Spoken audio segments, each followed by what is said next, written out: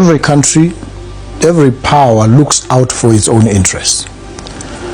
And every African country must also understand this reality.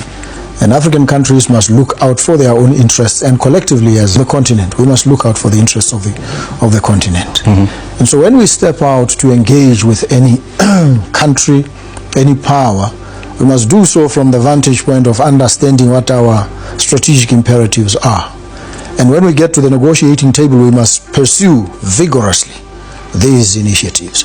What has tended to happen in the past is that the previous leaders on the African continent have cut deals that are not so beneficial to their countries and to the continent.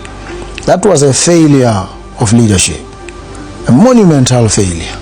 So we need a breed of leaders now that understand the interests and are able to pursue these interests vigorously, mm-hmm. and come out of any negotiation, any engagement with deals that benefit the countries, that benefit the continent, and that then are able to sustain these links and affinities among the African countries themselves. So this is what we need to do.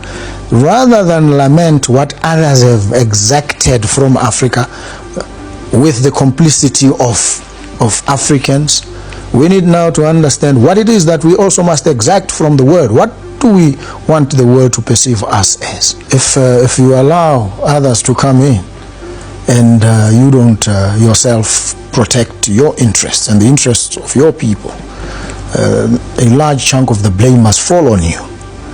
And now there has emerged in the Sahel region a new breed of leaders that have prioritized the interests of their countries and of their region and ultimately of Africa.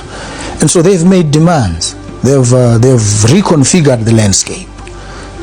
And it is something that is commendable.